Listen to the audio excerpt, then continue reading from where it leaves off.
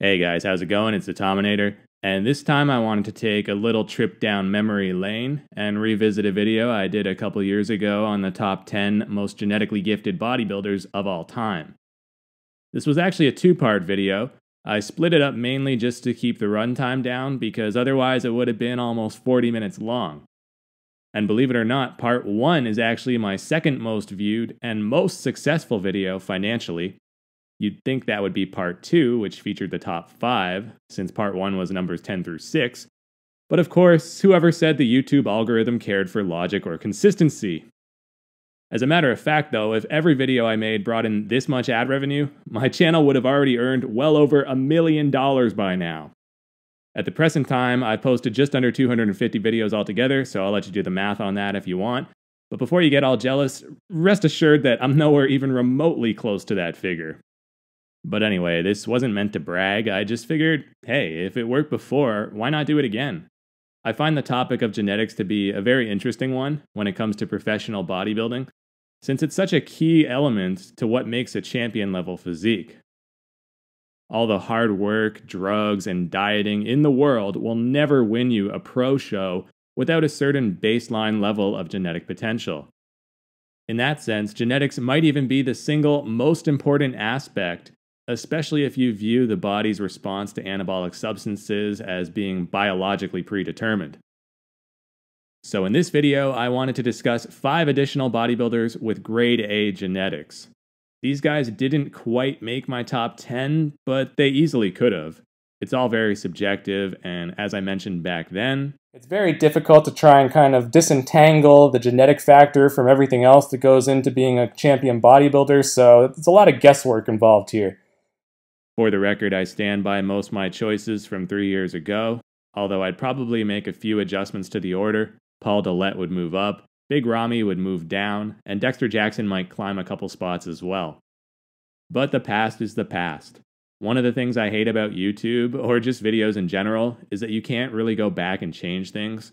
Whereas something like a blog post is easy to edit after the fact, with video, it's basically set in stone. And for what it's worth, I can't think of a single top 10 list I've ever made where I didn't want to go back and reorder it like a day or two later. So with this one, I'm not even going to bother ranking it. I just want to focus on the individual bodybuilders and what makes them uniquely gifted without getting bogged down trying to decide who's better than who. Alright, so in no particular order, let's get into it already. Cedric McMillan starts us off. Cedric is probably this generation's go-to example of great genetics, aside from Phil Heath, of course. McMillan is the X factor in any show he enters, because we all know that if he brings the conditioning, he could beat just about anybody. At 6'1", Cedric has an imposing presence. His height and lengthy limbs recalls the old-school days when 6-footers like Schwarzenegger, Serge Nubret, and Lou Ferrigno dominated the scene. Cedric's pleasing lines and classic posing lends further credence to the comparison. I'd even argue that a young Cedric McMillan, like what we see here at the 2012 New York Pro, is basically a modern-day version of Serge Nubret. Think about it, they both had a similar look, particularly in the shape of the chest, abs, and triceps, and were roughly the same height. Now obviously Cedric is way more developed through the legs and back, but that's to be expected given all the advancements that have been made over the decades. Structurally, probably no one else competing today can outdo Big Mac. And in terms of body parts, he's extremely balanced and complete. From the broad, rounded pecs, to the huge bis and tris, to the highly detailed back and well-developed thighs, Cedric is nearly flawless. The only real weak point is the calves, but everything else is there. And it flows beautifully. With some bodybuilders, certain muscles jump out at you way more than others, usually because they're overdeveloped in relation to the surrounding areas. With Cedric, I don't find this to really be the case. Sure, he has his strengths, like his back, pecs, or triceps, for example, but they don't look out of place on his physique. This is what it means to be balanced and well-proportioned. In contrast, this next character might not have that same aesthetic flow or symmetry, but he does have a whole slew of flashy features to make up for it. We're talking about the Predator, Kai Greene. Yeah, I know people like to rag on Kai for his lack of traps or forearms, I've been guilty of this myself. And certainly he's not as gifted genetically as his ex-rival Phil Heath. But make no mistake about it, Kai boasts some elite genetics. With mountain peak biceps, unbelievably low, thick lats, incredible quads, and a lower body that can rival anyone's throughout history, Kai's a force to be reckoned with. Not only that, but his ability to pack on quality mass while retaining good conditioning is to be applauded. This may be mostly due to diet and drugs, but genetics definitely plays a role as well, or else you'd see a lot more steroid junkies walking around like this. We arguably haven't witnessed a bodybuilder who so closely resembles Ronnie Coleman in the back double. From the soaring biceps, to the shredded glutes and hams, to the sheer density through that back, this is absolutely world class. Structurally speaking though, Kai isn't as blessed as someone like Cedric. He's a little squatter with a short torso, and this sometimes hampers him in poses like the rear lat spread, where he should be unstoppable, but often ends up looking sorta blocky. And his muscle insertions through the arms aren't as ideal, but Kai does have exceptional width, which really helps him in that front lat spread. Admittedly, Kai Greene has his share of flaws, but he also has an inordinate number of strengths, which is why it's no fluke he's had such a successful career, racking up 3 Arnold Classic titles and 3 Olympia runner-ups. And let's face it, if he hadn't stepped away from the stage these past few years, his trophy case would be a lot fuller than it is today.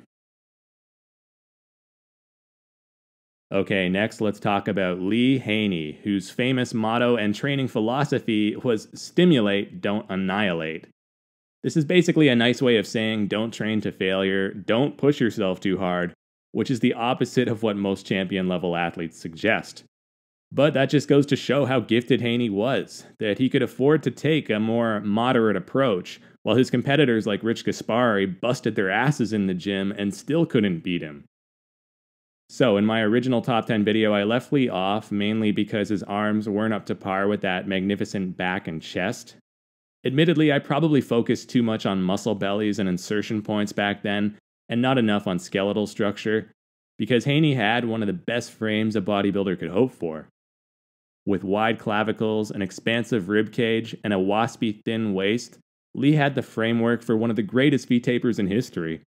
So coupled with world-class lat and pec development like that, it's no wonder he was so dominant in the lat spreads. Along with Kai and the late Franco Colombo, Lee had some of the lowest lats ever, allowing him to pack on an extraordinary amount of thickness through the mid to lower back. In fact, one could make a case for Haney having the greatest torso in the history of bodybuilding. The only drawback there was his abs, which genetically weren't as perfectly formed as those other body parts, but he often hid them with vacuum shots anyway.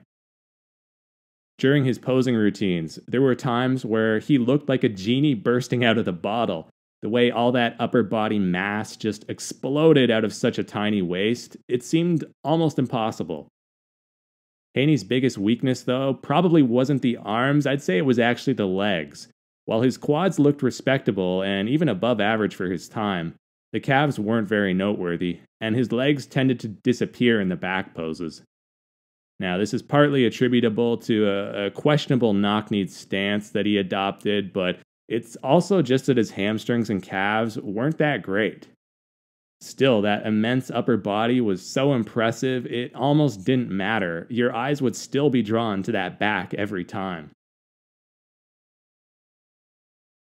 Matt Mendenhall is another example of extraordinary genetics.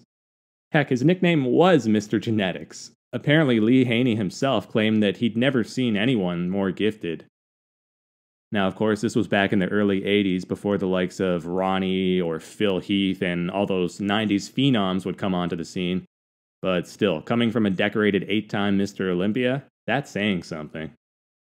And Mendenhall truly was blessed. Like Cedric, his only real weakness was conditioning. I'm pretty sure this is the main reason he was never able to turn pro. That and an unfortunate string of luck dealing with illnesses and even a serious car crash one year.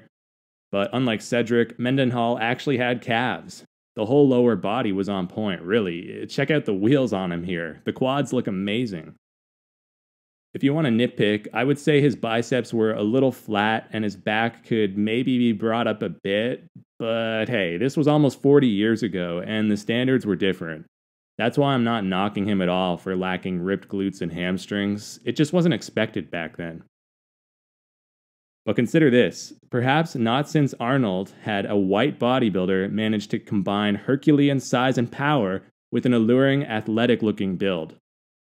Standing just under 6 feet tall, Matt had virtually perfect structure, with broad shoulders, a big ribcage, narrow waist, flaring quads, and small joints. He was highly aesthetic for a big man, that's for sure. It's just a shame he could never quite put it together, since this should have been one of the premier physiques at the Olympia throughout the 1980s.